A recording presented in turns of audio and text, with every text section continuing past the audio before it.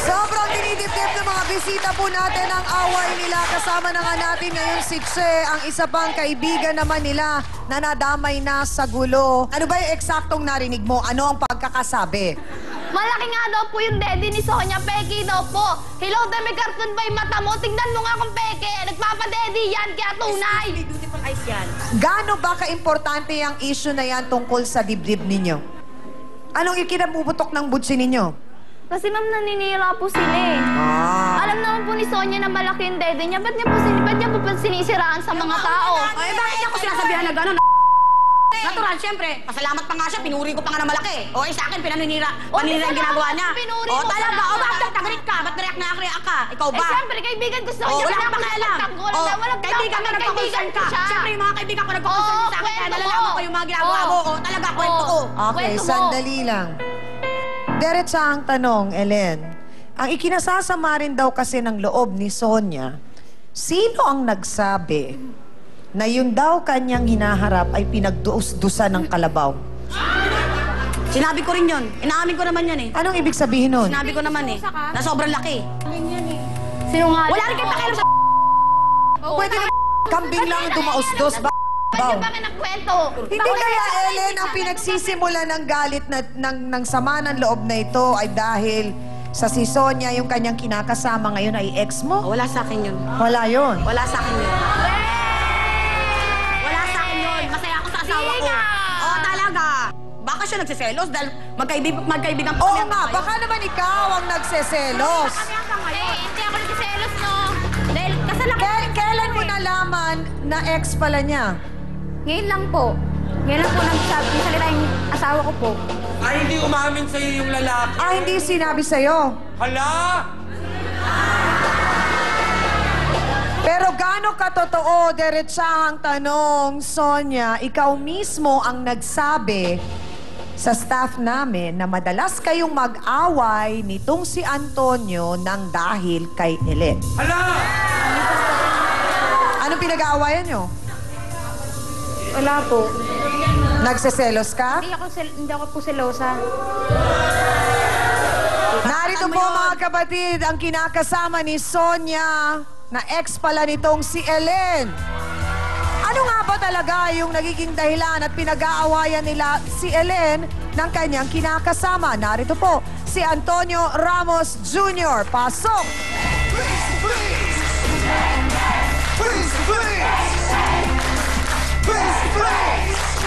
Antonio,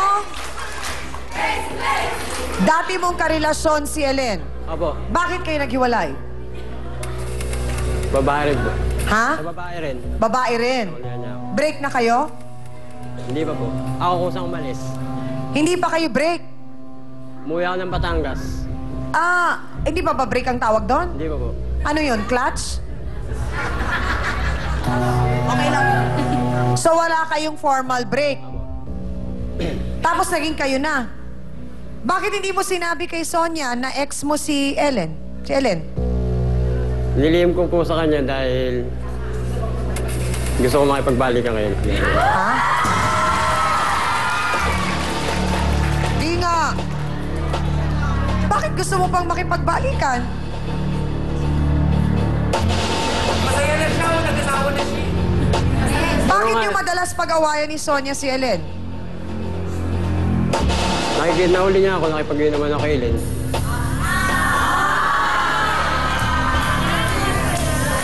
At yun ba yung sinasabi ni Sonia na habang nagiinuman kayo ni Ellen, gumaganong ka? Hindi, napuwing lang po ako nun. Ha? Napuwing lang po ako. Napuwing ka? Opo. Ikaw ang nagsabi nun sa research team, kinikindatan mo. Sinasadya mong kindatan si Ellen kasi nagpapakyut ka at gusto mo pang balikan.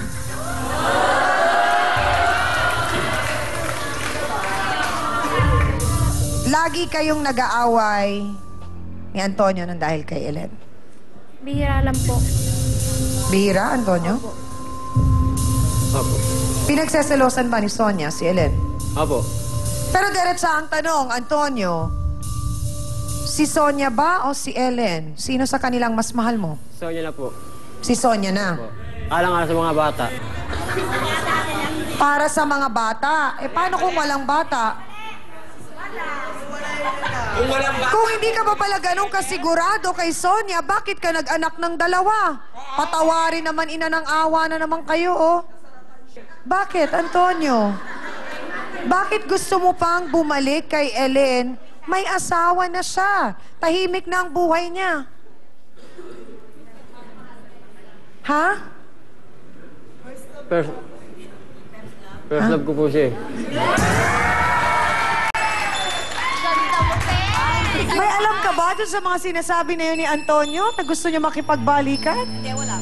Hindi ba kayo nagkaroon ng formal breakup? Eh, para sa akin, okay na yung common sense na yun. May iba na siyang girlfriend, may boyfriend na akong iba. So, nung nag-break sila ng isa niyang girlfriend, nilando ko naman siya dito sa pinsan ng asawa ko, di ba? Tama nga rin naman. Another statement, common sense yun. Ngayon, nauunawaan na namin kung saan nanggagaling din yung galit ni Sonia dahil nai-insecure siya at siguro kayong dalawang magkasama ng 4 na taon, kaya parang mas ramdam mo na hindi ka ganun kamahal ni Antonio o hindi naman? Hindi naman po. So hindi ka nasasaktan sa mga narinig mo? Imposible naman. Hindi ka nasaktan? Walang tatapang-tapangan ka lang. So parang sinasabi mo rin na hindi mo mahal si Antonio. Mahal ko po siya.